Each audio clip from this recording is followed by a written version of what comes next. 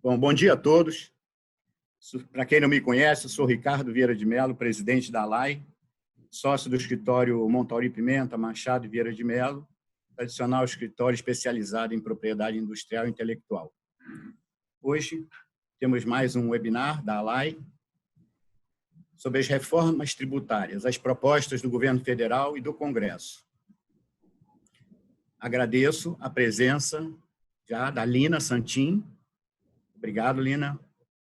Luiz Gustavo Bichara e, daqui mais um pouco, Vanessa Canhado, assessora especial lá do Ministério da Economia, vai estar conosco.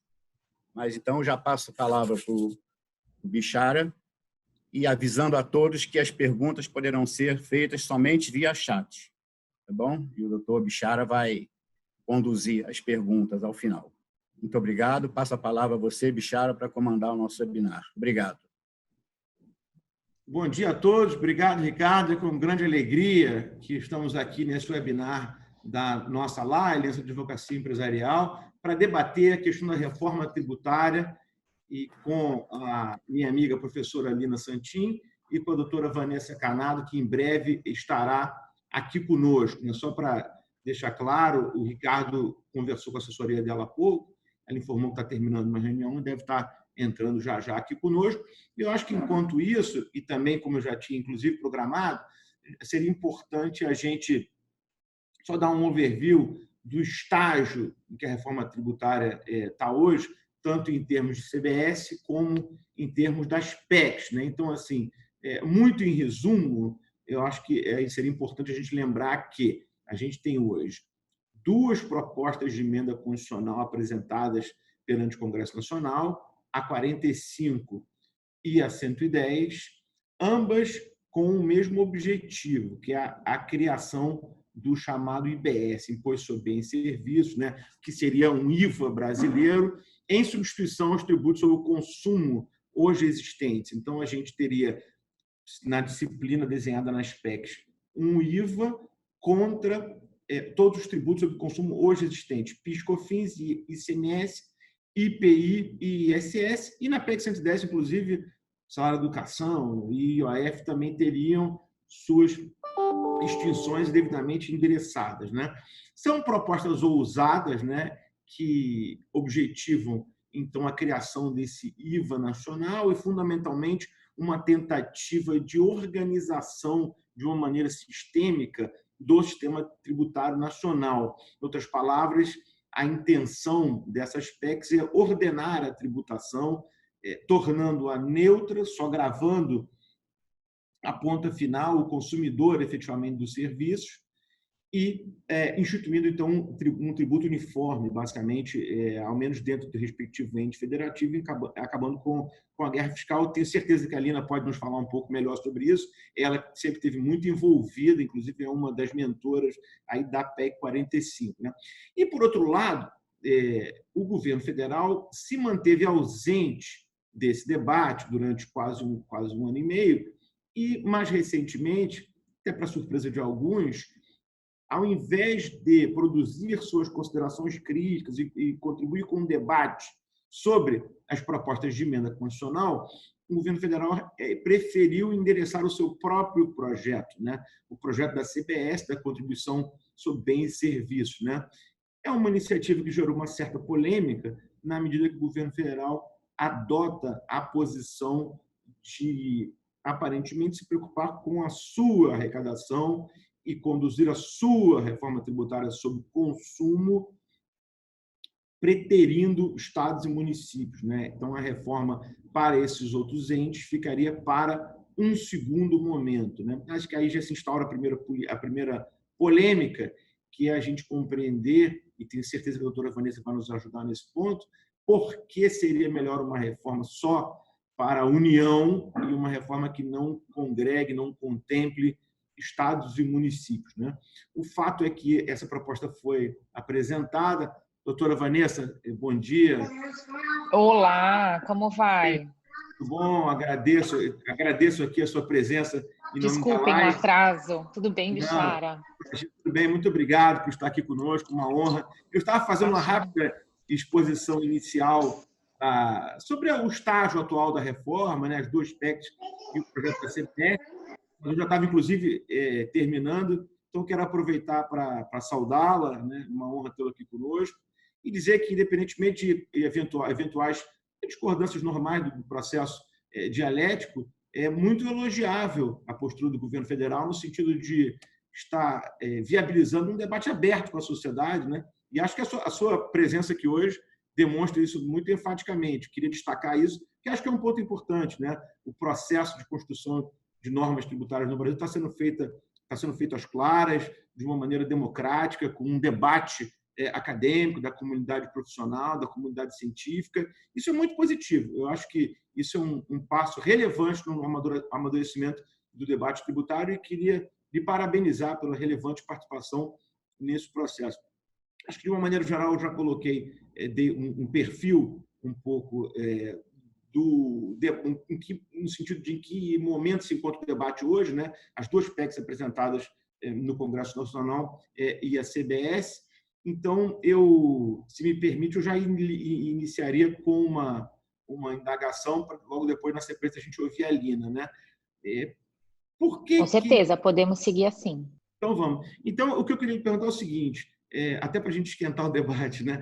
Por que a gente deve crer que a proposta de CBS é melhor do que a gente avançar no debate das PECs, na medida que ela, teoricamente, só resolve o problema da tributação sobre consumo para a União, deixando, ao menos nesse primeiro momento, fora da discussão estados e municípios? Ou, simplificando, não seria melhor a gente prosseguir no debate das PECs e deixando de lado a previsão da CBS?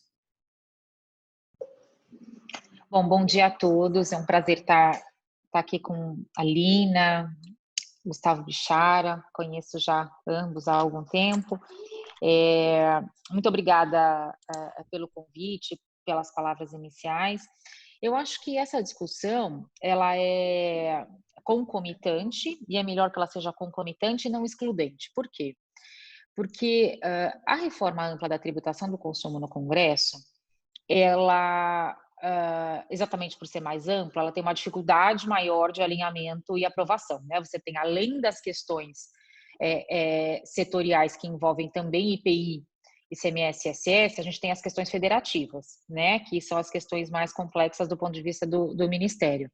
Então, o objetivo do governo no envio da CBS não foi inviabilizar essa discussão, mas foi colaborar com ela, inclusive adotando uma narrativa muito convergente com os princípios de um bom IVA, que é uma alíquota padrão, o crédito financeiro, desoneração de investimentos de exportação e etc. Então, acho que isso tudo, na verdade, ajuda nas discussões das PECs. E, por outro lado, tentar, com uma contribuição mais aderente ao IBS, facilitar a transição do sistema atual para o sistema novo, né? Se a gente tiver que fazer uma transição, seja de 5, seja de 10 anos no IBS, com os tributos atuais, me parece bastante razoável que a gente tenha uma CBS ao invés de um PIS/COFINS para fazer essa transição. Por quê?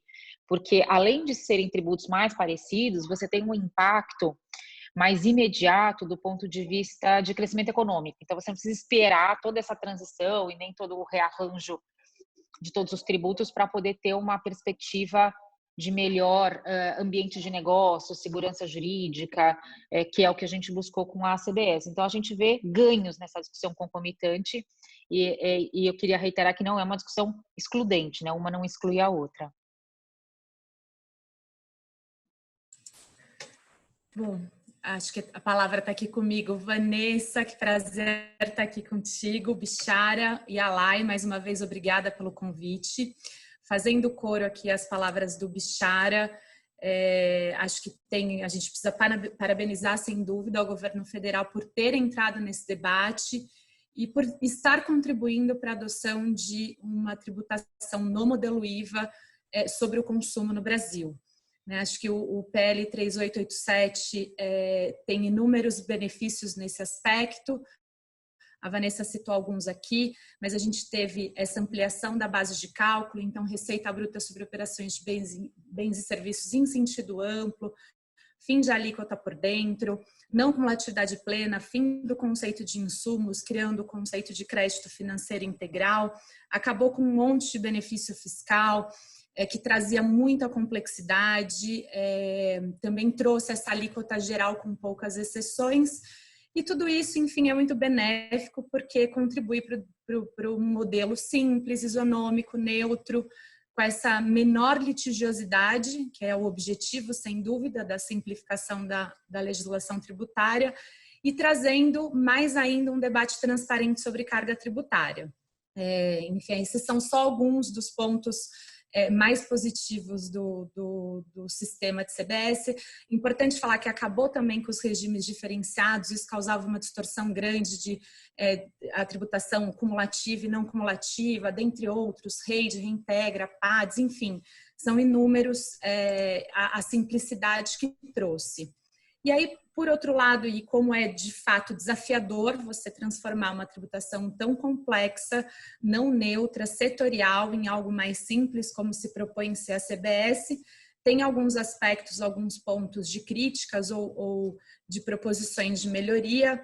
Acho que as mais conhecidas e que a gente tem visto a Vanessa falando abertamente sobre elas, que também é algo para se parabenizar muito, de estar presente nesse debate bastante democrático e transparente, mas uma delas é a questão da alíquota de 12%, que assustou um pouco com relação àquilo que se previa e os estudos de substituição da arrecadação atual do PIS/COFINS, e a gente não sabe muito bem como foram feitos esses cálculos. Tem algumas críticas, e acho que o Bichara deve fazer essas perguntas mais incisivas, mais pontuais, mas algumas críticas de redação que eu tenho visto a Vanessa falando bastante em eventos, esse desalinhamento dos artigos de incidência, tem uns artigos que falam sobre bens e serviços, outros a receita decorrente do acréscimo da receita bruta. Também teve uma discussão, logo de início, os advogados ficaram assustados, porque, a princípio, a incidência seria mais ampla do que o direito ao crédito, poderia ter uma interpretação restritiva do crédito, já que o crédito não seria sobre toda a CBS destacada. A Vanessa também já se manifestou nesse sentido. E aí, por fim, acho que uma que geral que eu tenho visto também em todos os debates, a questão de não haver garantias e prazos para devolução dos créditos, que é algo muito importante num sistema realmente neutro e não cumulativo, né? E ainda mais com esse histórico brasileiro que a gente tem e de desconfiança de que de fato haverá essa devolução, que ela vai ser tempestiva e não vai onerar a cadeia. Mas eu queria endereçar aqui uma primeira pergunta, feito esse apanhado geral. Além dessas questões que são mais técnicas, redacionais, literais com relação à redação, surgiram algumas ideias que eu tenho mais como inovadoras, digamos, que são dispositivos e alguns regimes que a gente não tem hoje vigente na legislação brasileira. Então, dentre elas, uma que está até no documento que o Bichara lhe entregou em mãos, em nome da OAB, a questão do ônus econômico da CBS ser expressamente atribuído ao adquirente. Isso não é uma questão tributária propriamente dita, mas é algo que ajudaria muito, né, os contribuintes ali até essa segurança de neutralidade de repasse desse ônus para o consumidor final de fato. E aí tem outras, Vanessa, que são um pouco mais ousadas, de entender que o vencimento da CBS deveria estar em compasso com o vencimento da fatura, né? Como a gente sabe que já acontece, a gente teria,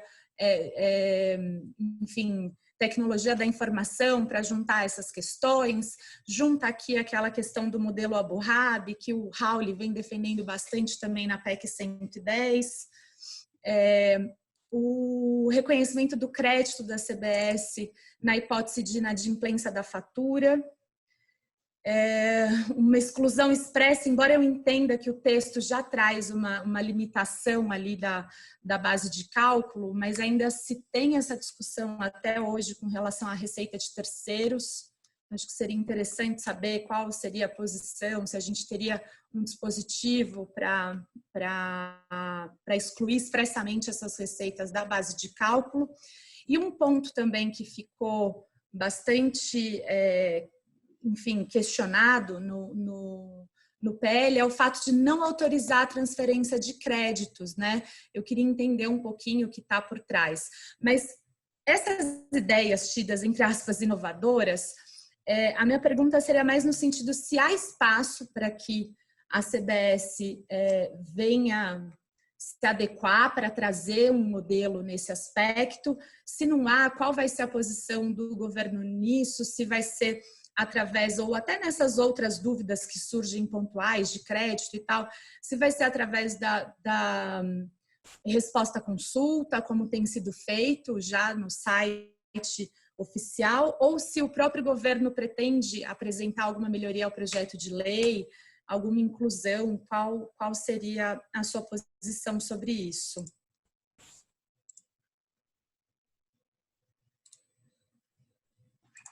A gente tem alguma mediação ou é só eu começar a responder? Não, Vocês fica à sabem? vontade. Vamos fazer da maneira Tá. mais informal possível. Tá jóia, então, tá bom.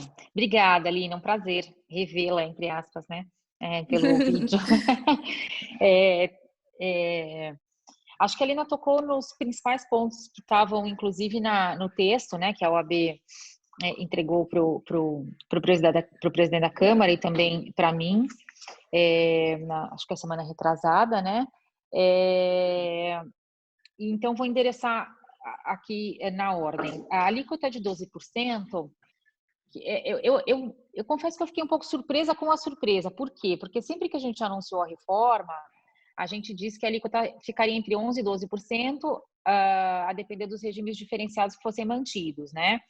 Então, a alíquota de 12% é uma alíquota calculada para repor exatamente a arrecadação atual. É claro que é uma estimativa, né? E se arrecadar mais, o ministro não só se comprometeu a reduzir outro tributo ou a própria CBS, como ele disse na audiência pública da Comissão Mista na semana retrasada, que se os cálculos fossem contestados e se chegasse a uma expectativa distinta, que no próprio PL esse ajuste já seria feito. E aí, com relação aos critérios, Lina, eles acabaram sendo expostos numa entrevista que o Claudemir Malaquias, que é o chefe do CETAD, né, que é o órgão da Receita que faz esses cálculos, numa reportagem que o Ribamar Oliveira publicou no Valor Econômico há umas 2 semanas. Mas, basicamente, como é que esse cálculo foi feito? Além do cálculo por fora, que daria uma alíquota ali de entre 10,2% e 10,4%, né, depende um pouquinho da atividade,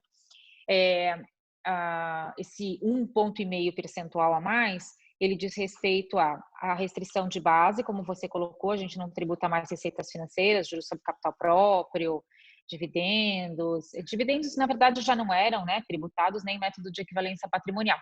Eram mais as receitas financeiras decorrentes de alguns casos de variação cambial na liquidação, alguns casos pelo regime de competência, quando se adotava o mesmo critério para o IR, aplicações financeiras, né?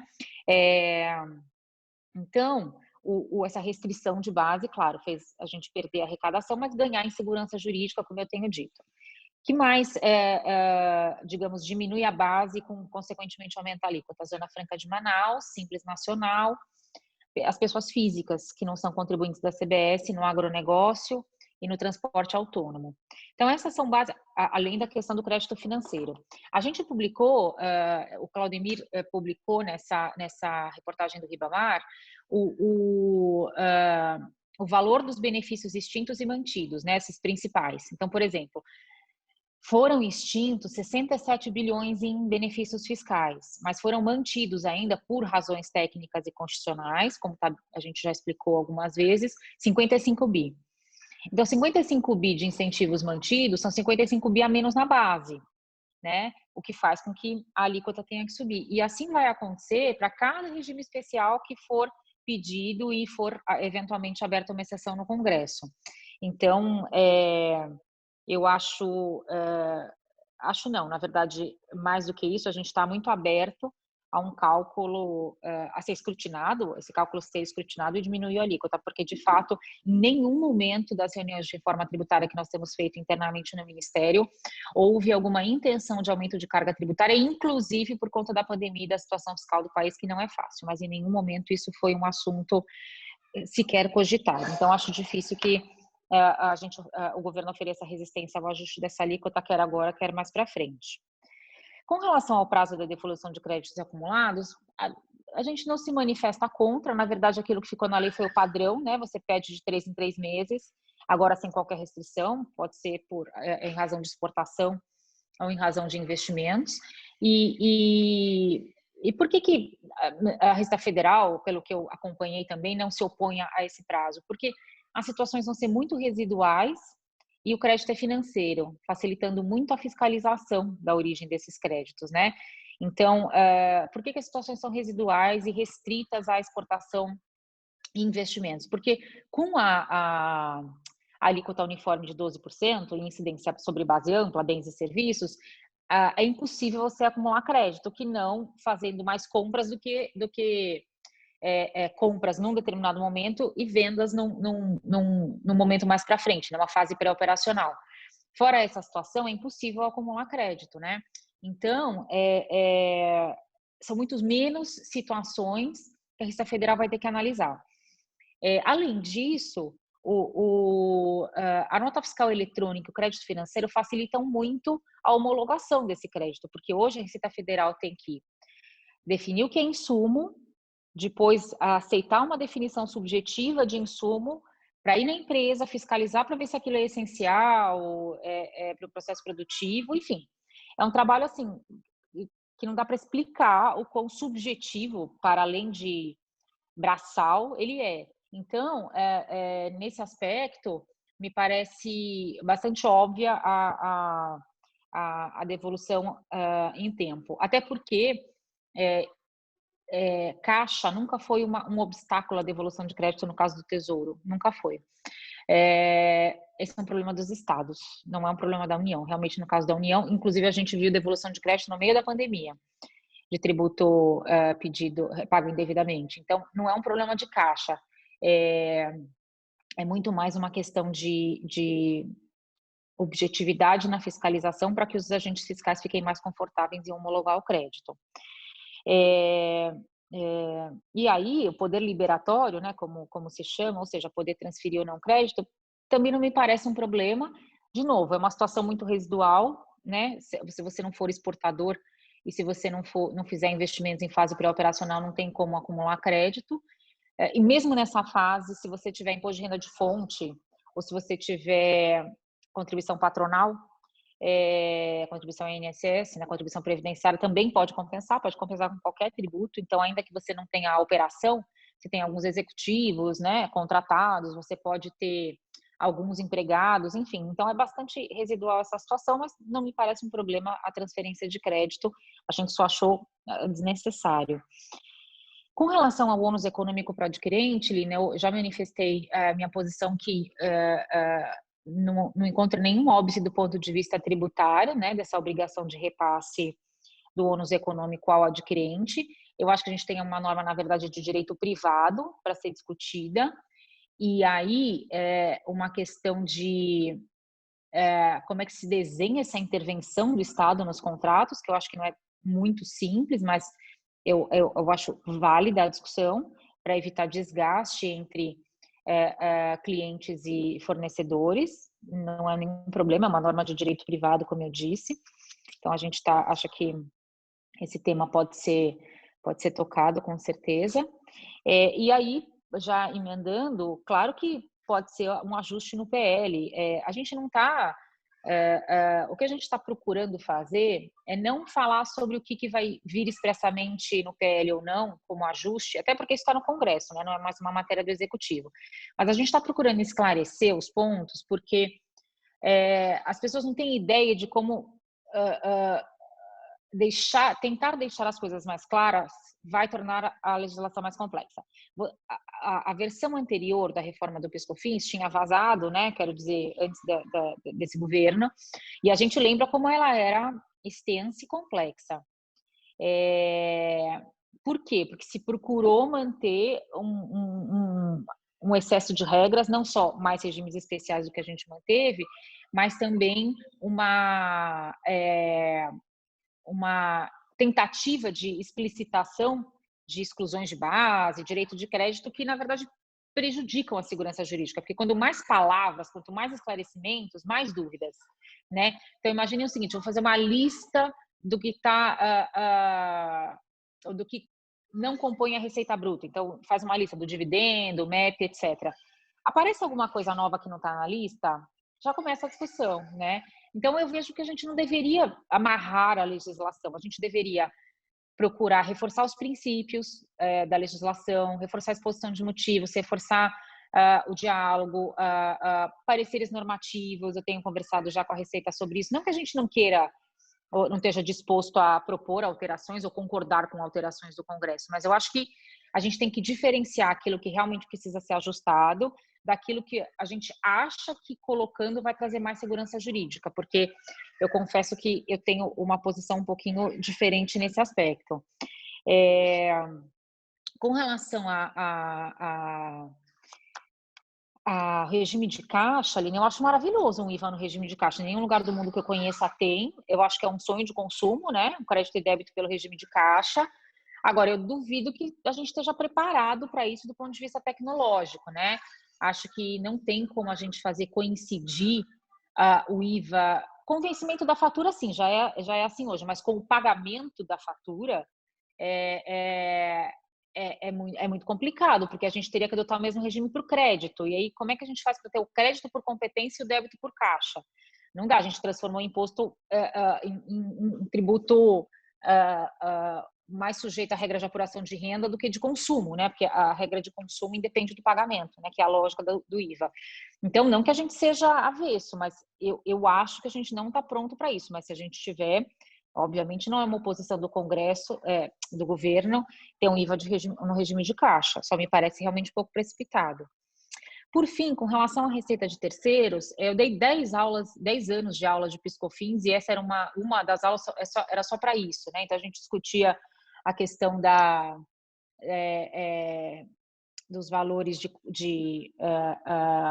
no caso de locação de automóveis, os valores que eu recebia a título de seguro, os valores que eu recebia a título de reposição de conserto ou a título de indenização pelo não reposição de combustível, tinha o caso da terceirização de mão de obra, enfim, teve vários casos que perderam, na verdade, né, no STJ, e vários casos que ganharam também. Esse caso da locação é um exemplo de que deveria ser excluído da base, era um caso de ISS. Agora, o que eu dizia na minha aula é o seguinte, é que esse é um pseudo-problema. Por que ele é um pseudo-problema? Porque o problema da receita de terceiro era a tributação cumulativa, né? Então, hoje, com a tributação plenamente não cumulativa, ainda que você registre um valor como receita, do ponto de vista contábil, esse pagamento que você está fazendo para terceiro com incidência da CBS, ele gera crédito integral, né? Que é o caso da terceirização de mão de obra, por exemplo. Então, essa questão da exclusão da base de cálculo me parecia um problema de duas ordens, um de cumulatividade e o outro de delimitação da base, né? Eu acho que agora ficou claro que a base de incidência é o valor adicionado. Com essa clareza da tributação do valor adicionado, a gente não pode mais discutir se a gente exclui ou não mão de obra, porque a mão de obra é a maior parte do valor adicionado, né? Então, eu senti que a gente conseguiu atacar esse problema na raiz da receita de terceiros. Mas estou aberta, lógico, a discutir o assunto. Lina, anotei 8 perguntas aqui, acho que eu respondi todas, mas fico aberta para a gente continuar aqui o debate até ao 12:30, né, que a gente vai. Obrigado, Vanessa. Eu vou tentar ser bastante rápido, porque a gente está com várias perguntas aqui agora e muitos assuntos para a gente abordar, né? Eu queria só insistir um pouquinho nessa questão da alíquota, para a gente falar da acoplagem, né? Quer dizer, o que a gente vê é que o governo federal trata com tranquilidade a possibilidade da acoplagem da CBS com o IVA das PECs. Mas, e aí, me parece que há dois problemas. Primeiro, a alíquota, né? Porque se a gente for acoplar com um IBS de 14, mais ou menos, para os estados, mais 3 ou 4 para os municípios, a gente vai para um IVA de 30, né? O que parece que nos leva para um IVA alto demais. E, em segundo lugar, uma das ideias que gera, assim, acho que uma certa tranquilidade na sociedade sobre as PECs é a fase de transição, como você sabe, de 10 anos na PEC 45 e de 5 anos na 110. Então, eu acho que isso gera, na maioria das pessoas, um sentimento de que, ainda que possa haver uma mudança drástica de tributação, a gente tem um soft landing, né? Tem bastante tempo para fazer aquela mudança, adaptar. No caso da CBS, a mudança é abrupta, né? Então, eu queria te ouvir, no particular, de 2 aspectos. Primeiro, se, na verdade, a CBS não inviabiliza a acoplagem com o IBS, quer na alíquota, quer na transição. E o segundo ponto é o seguinte, é certo que a CBS, ela, como você explicou ainda há pouco, é neutra sob a ótica da arrecadação, mas ela aumenta muito para alguns e melhora para outros. Vou dar o exemplo óbvio de quem está hoje, prestador de serviço, que pagam, via de regra, 3,65 e vão para 12 com muito pouco crédito. Então, para esses contribuintes, o aumento é brutal, né? E aí a pergunta que eu te faço nesse sentido é, num momento de um verdadeiro drama econômico, né, de uma depressão mesmo na economia, será que é razoável a gente aumentar tanto a tributação de prestadores de serviço nesse momento, desacompanhada dos benefícios que uma reforma estrutural que congregue os 3 entes federados poderia nos proporcionar?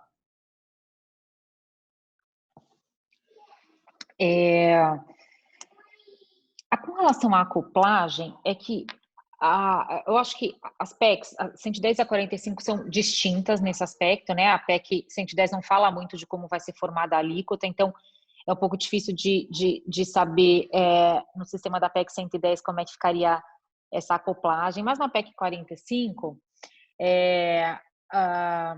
essa acoplagem, ela é neutra. Então, na verdade, a gente não pode pegar os 12% da CBS e somar a expectativa de 14 dos estados e somar mais entre 2 a 5 dos municípios. Na verdade, é assim. O IBS, ele entrando em vigor, ele é cobrado lá com uma alíquota de 1% nos 2 primeiros anos, e está até se discutindo agora se vai precisar disso, já que vai ter já a CBS, se for o caso, né? Mas, enfim, ele entra em vigor nos primeiros 2 anos como uma alíquota de teste de 1%, já se reduzindo, numa estimativa, claro, proporcionalmente era a alíquota da COFINS, agora poderia ser a de CBS, porque, na verdade, o dinheiro não tem carimbo, né? Então, quer entre a título de IBS, quer entre a título de CBS, é irrelevante. E aí, ao longo do tempo, que no tempo original eram 8 anos, as alíquotas nominais dos tributos, elas se reduzem em 1/8, e essa arrecadação é compensada no IBS, que é a alíquota estimada. Então, o que acontece? Se eu estiver arrecadando mais a título de CBS com essa alíquota, significa que a alíquota nova do IBS também vai ser menor. Então, para o contribuinte não muda, né? Então, a alíquota final do IVA nacional vai ser esse equilíbrio ao longo do tempo, até o 10º ano, para a gente tentar entender quanto que de IBS precisa ser arrecadado para repor a arrecadação atual dos 5 tributos nos 3 entes federativos, né?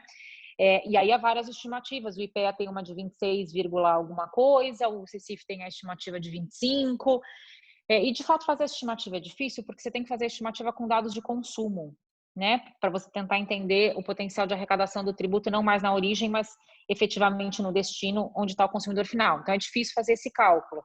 E então está se tentando fazer esse cálculo a partir do método que a gente usou para a CBS. Então, quanto eu arrecado hoje, quanto eu vou arrecadar.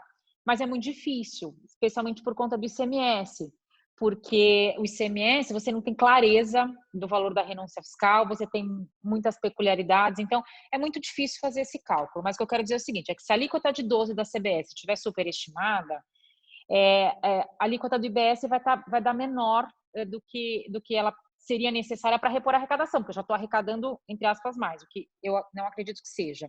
E outra coisa importante, a alíquota de 12 da CBS não é uma alíquota de 12 do IBS.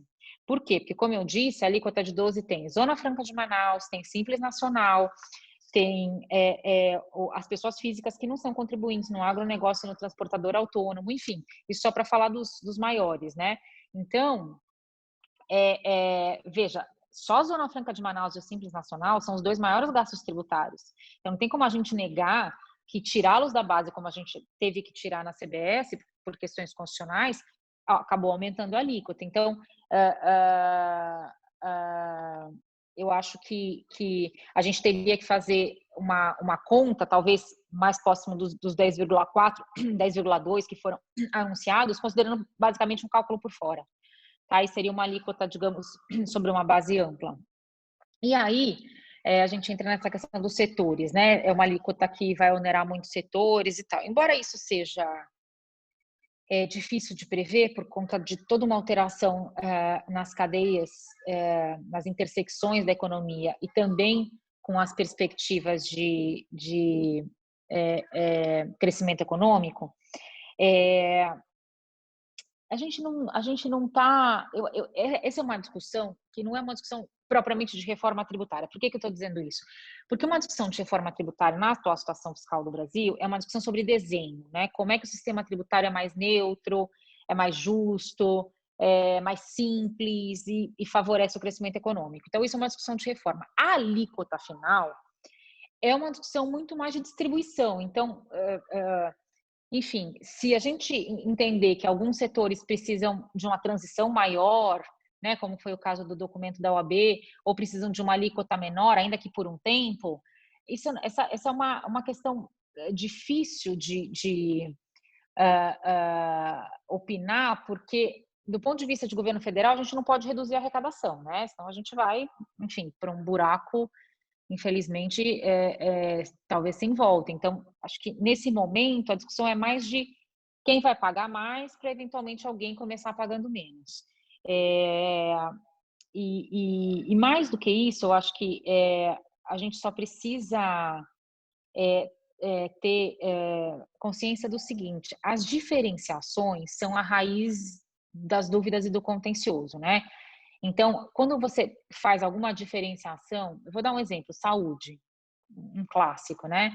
A gente acha que definir saúde como um serviço que teria um tratamento diferenciado é simples, mas como advogados aqui a gente sabe que não é. Aí o dentista e os procedimentos estéticos e o psicólogo, aí depois vem a questão da educação, mas a educação profissional, sim, mestrado, doutorado é só educação básica, enfim, tem toda uma discussão de definição que vai trazer complexidade para o sistema tributário. Não é só um trade-off, a gente só precisa escolher, né? E com relação à depressão econômica, né, a crise econômica que a gente está vivendo, como colocou bem o Bichara, a gente vê a reforma tributária como uma medida de médio e longo prazo que não dispensa as medidas de curto prazo. Então, por exemplo, as medidas de crédito que estão sendo muito bem sucedidas por parte do Banco Central e do Congresso, elas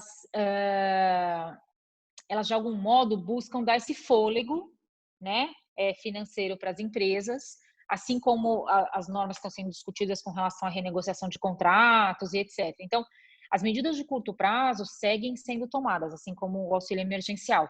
Agora, a gente não pode deixar de adotar medidas de médio e longo prazo, ou seja, que vão entrar em vigor daqui a um tempo, mas mais do que isso, que vão fazer a economia efetivamente crescer daqui a algum tempo, porque esse momento, por incrível que pareça, é um momento propício para discutir reformas estruturais, né? Senão a gente vai voltar ali para aquele crescimento mais ou menos e perdemos a oportunidade de, num estado de reformulação da economia, da organização da atividade econômica, olhar para o caminho correto em termos de desenvolvimento sustentado. Vou fazer uma pergunta agora, Vanessa, do setor imobiliário. São 2 perguntas, imobiliário e construção civil. Eu acho que você já as conhece, porque eu estive falando com o Ricardo Lacaz, eu acho que ele já repassou para você, mas se for possível esclarecer esses 2 pontos.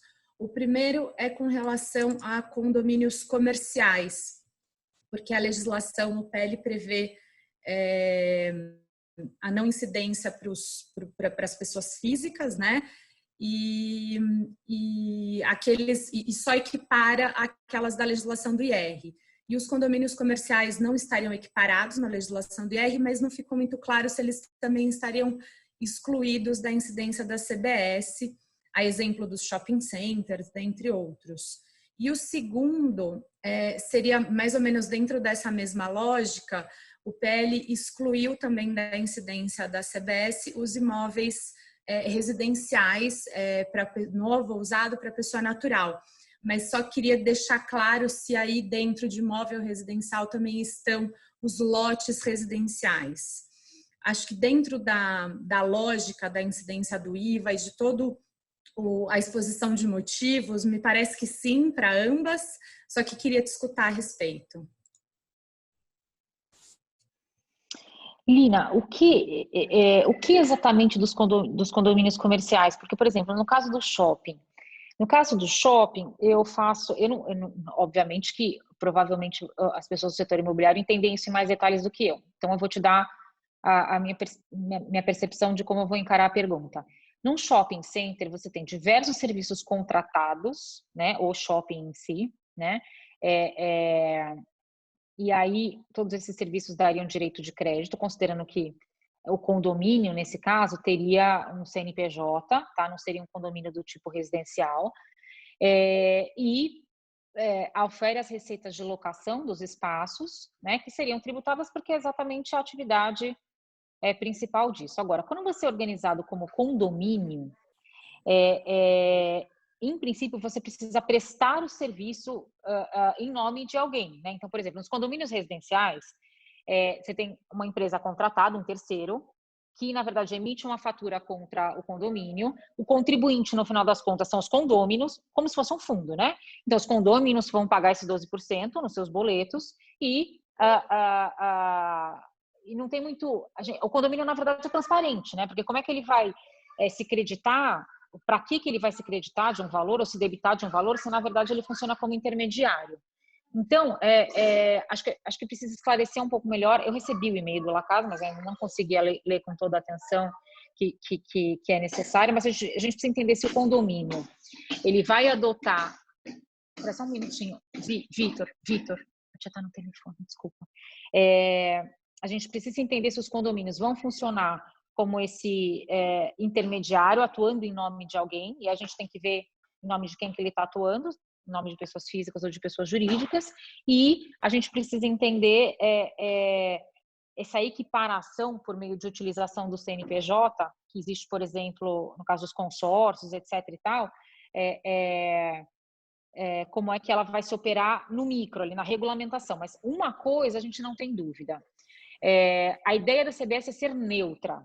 Então, se o condomínio tiver personalidade jurídica, o CNPJ ele apura débito e crédito. Se ele não tiver, eu olho para quem está consumindo o serviço e olho para quem está prestando o serviço para entender se a contribuição ali é definitiva ou não é definitiva, tá? Acho que essa é a lógica mais importante. E com relação aos imóveis residenciais, os terrenos, na verdade o terreno ele é sempre excluído de qualquer IVA, porque na verdade o terreno não se consome, né? Ele nem deprecia, por exemplo, o terreno não é depreciável para fins de imposto de renda. Então, quando vocês estão falando lotes, eu estou entendendo que vocês estão falando do terreno. Então, o terreno, na verdade, ele faz parte do valor do imóvel, né? E ele não tem essa lógica de consumo, né? Então, não teria incidência da CBS, na verdade, no momento da compra do terreno, porque, na verdade, ele é parte desse todo do imóvel. Na verdade, o valor do imóvel com o terreno é maior, o valor do imóvel, já tendo pago o terreno, é menor. Tem uma instrução normativa que até equipara essa questão dos lotes a essa negociação de imóveis. Eu sei que já tem essa instrução normativa, mas, de qualquer modo, isso está no nosso radar como uma questão a ser debatida e esclarecida ainda. Vanessa, obrigado. Eu também queria aproveitar o teu tempo, agora evoluindo um pouquinho para a gente falar para além de CBS, para te ouvir sobre as outras fases da reforma, né? O ministro Paulo Guedes frequentemente nos informa que adotou a estratégia de mandar a reforma do governo federal fatiada, né? O que, me permita a franqueza, gera um pouco de insegurança nos contribuintes, porque dá a impressão que a gente não sabe o que está no porvir, né? Então, várias coisas já foram anunciadas, como, por exemplo, a ideia do fim das deduções com saúde e educação, mexidas no lucro presumido, questão do dividendo. Mais recentemente, eu vi você se manifestando sobre a questão do tributo verde. O Jornal Valor Econômico de hoje traz informações novas também sobre o escopo do IS, né, do imposto seletivo. Então, eu queria ver o que você pode nos adiantar sobre as próximas etapas e também te perguntar se não seria melhor, em prol da transparência do debate,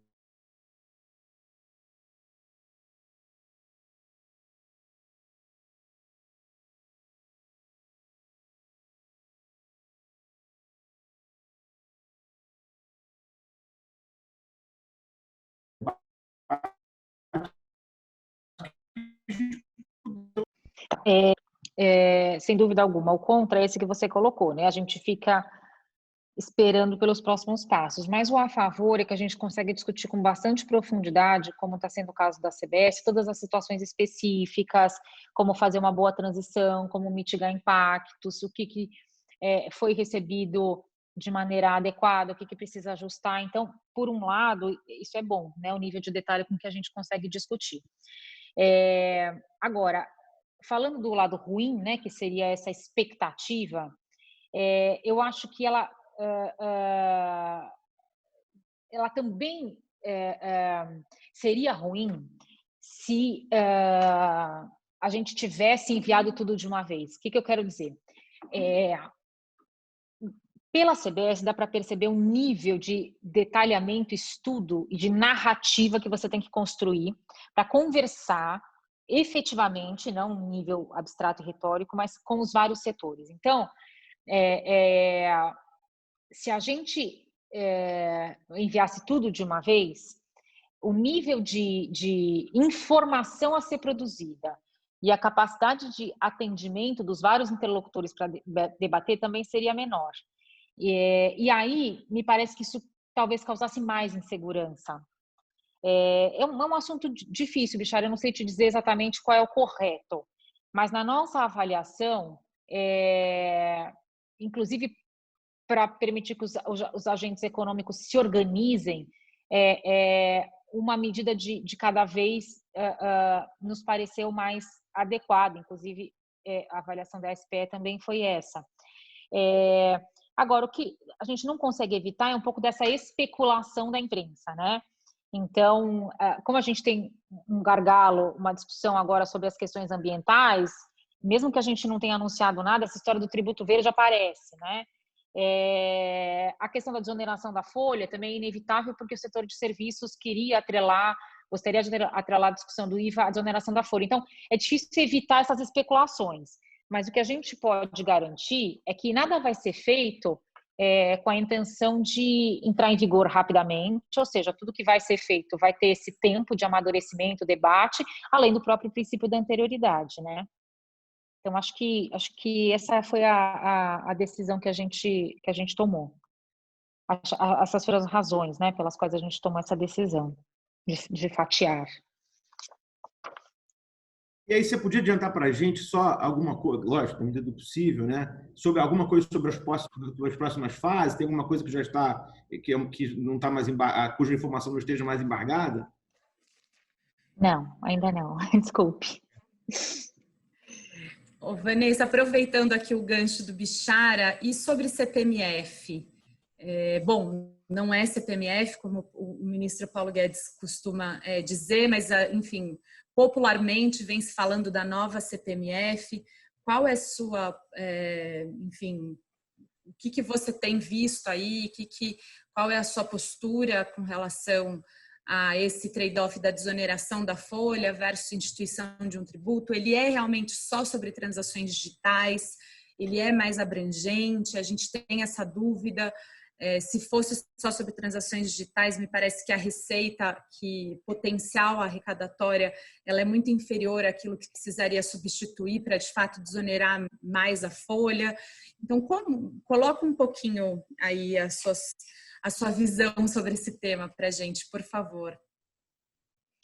Lina, como eu adiantei para o Bichara, a ideia é a gente trazer esses detalhes mais próximo da data do envio, exatamente para evitar esse tipo de especulação. Então, por enquanto, a gente está evitando falar desse assunto, porque causa mais insegurança do que segurança. Então, próximo do envio, como foi o caso da CBS, né, cujo projeto não vazou, cujas informações que foram discutidas em audiência e eventos e as promessas, digamos assim, foram cumpridas, a gente quer criar esse mesmo ambiente de certeza antes do envio da proposta. Então, por isso que a gente vai deixar os detalhes para anunciar um pouquinho mais perto. Esse tema sem querer insistir, né, Vanessa? Sem querer, esse tema da CPMF gera uma insegurança grande, porque aparentemente há um certo dissenso dentro do próprio governo sobre isso, né? Então, falando enquanto alguém que lida com contribuinte todo dia, isso gera muita insegurança, né?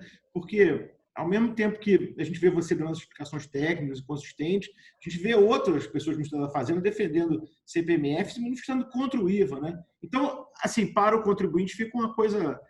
Fica um pouco inseguro, né? Assim, hoje em dia, eu também quero retomar aquela tua última resposta, só para te dizer que, nesse particular de soltando em tranches, né, a reforma, eu entendo plenamente a tua colocação e acho que ela faz todo sentido, no sentido de que a gente pode ter um debate mais claro, mais profundo.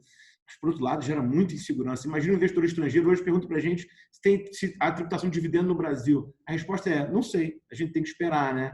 Então, enfim, isso gera muita preocupação. E aí, pegando um gancho nesse assunto do dividendo, eu também queria te fazer uma pergunta a respeito desse ponto que, como você bem sabe, é muito polêmico, né? E causa muita preocupação em uma vasta gama de contribuintes. Mas o que eu quero te perguntar basicamente é o seguinte, parece que está dado já que a eventual tributação do dividendo virá acompanhado de uma redução respectiva na tributação corporativa, né? Até está no projeto, né, do senador Jorge Cajuru, e o que naturalmente parece uma coisa muito inteligente, né? Porque deixando parte do dinheiro no caixa das empresas, se ele for reinvestido, se ele for utilizado para gerar emprego, vai estar submetido a uma tributação menor. Acho que é uma ideia muito louvável. O curioso é que quando se fala da redução da tributação corporativa respectiva, se usa sempre o exemplo de 34, né? Então, eu vou baixar de 34 para 20, criar um dividendo de 15, vai dar mais ou menos no mesmo. Mas ninguém fala dos contribuintes que estão no presumido nesse momento, né? Então, eu queria saber, claro, se você puder adiantar alguma coisa para nós, se não puder, a gente entende plenamente, se o debate sobre o tratamento do dividendo de quem está no presumido está contemplado nessa ideia de redução do IR corporativo ou não. Na verdade, Bichara, acho que quando a gente fala da alíquota de 34, ela é uma alíquota de 34 também para o presumido. Na verdade, a alíquota não muda, né? Acho que a grande diferença é que não é só do lucro presumido, mas no lucro presumido e no simples ela é uma diferença maior. Entre o lucro contábil distribuível e o lucro tributável, né?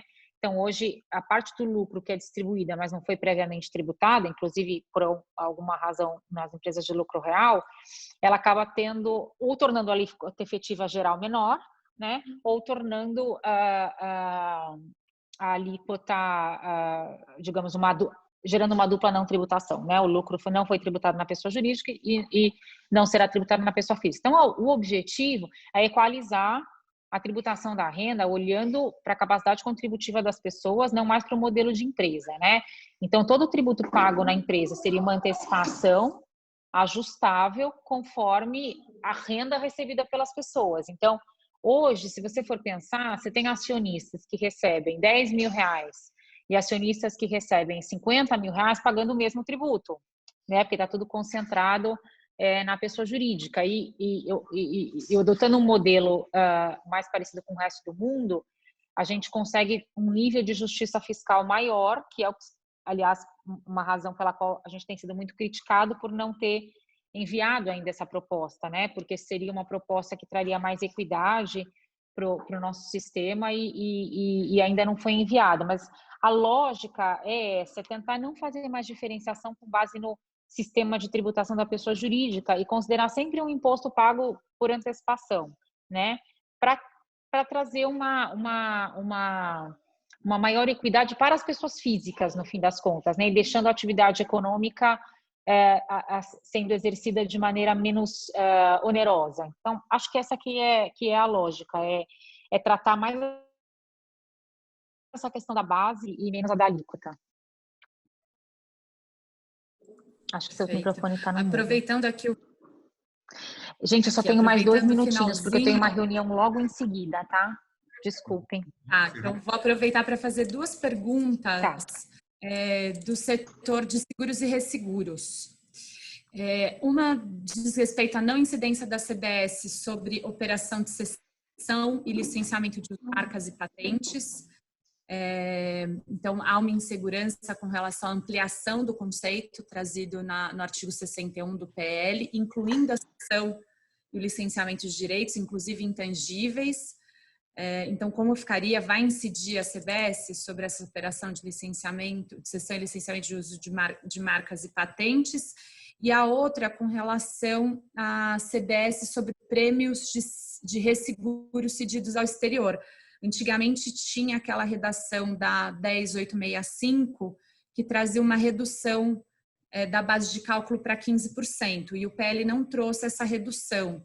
Então, haveria essa possibilidade de incluir essa redução ou, de fato, vai haver esse aumento da alíquota da CBS, ou melhor, da base de cálculo da CBS sobre prêmios de resseguros cedidos ao exterior? Lina, eu recebi seu e-mail sobre esse assunto dos seguros, a gente já está analisando, mas, de novo, acho que a lógica que é importante a gente reiterar é que, mesmo com cálculo diferenciado, no caso das instituições financeiras e das seguradoras, o objetivo é tributar o valor adicionado. Então, os prêmios têm que ser tributados, mas as indenizações, de um modo geral, têm que ser deduzidas. Então, a situação do resseguro é uma situação meio que de dupla incidência, né? Pelo menos pelo que eu entendi até agora. Então, você teria primeiro o recebimento do prêmio do segurado e depois você teria um resseguro, né? Exatamente uma parte do seguro feita usualmente no exterior pela capacidade do mercado nacional e etc. Enfim, é um mercado com muitas especificidades, acho que a gente precisa conversar sobre ele com um pouquinho mais de tempo e acho interessante, não sei quem te fez a pergunta, mas acho interessante pedir uma audiência no Ministério para a gente conversar exatamente sobre o modo de operação, o resseguro, o co-seguro, acho que tem muitas modalidades, que é diferente, por exemplo, de seguro de vida. Então, acho que o seguro tem muitas peculiaridades que a gente precisa de uma audiência específica para conversar. Sobre a cessão e o licenciamento de direito de uso de marca, intangíveis, veja, como a gente colocou, a CBS é um tributo sobre consumo. Então, ela tem que incidir sobre o consumo de qualquer coisa. Quando a gente está falando de cessão e licenciamento de direito de uso de marca nas operações B2B, é relativamente irrelevante, porque, de novo, né, você paga a CBS e se acredita. Então, eu acho que essa é uma discussão que prejudica, a não incidência, prejudica as operações B2B. Se você não paga, você gera cumulatividade no sistema, né? Então, me parece que no B2B, a incidência garante a neutralidade da carga tributária, senão você vai acabar arrecadando mais. E no B2C, o que eu tenho colocado se justifica ainda uma interpretação restritiva do conceito de serviço, considerando que uma erosão de base na tributação do consumo vai fazer com que a gente pague mais em outras coisas. Então, a gente pode dizer que a gente não vai pagar na contratação do serviço de nuvem do Dropbox, mas, por outro lado, você vai pagar mais na geladeira, no sapato, na roupa. Assim, de algum lugar a arrecadação vem. Me parece mais justo e razoável, de acordo com o princípio da isonomia, que qualquer tipo de serviço com conceito restrito ou amplo tem incidência da CBS, né? Mas, enfim, juridicamente eu compreendo muito bem os detalhes.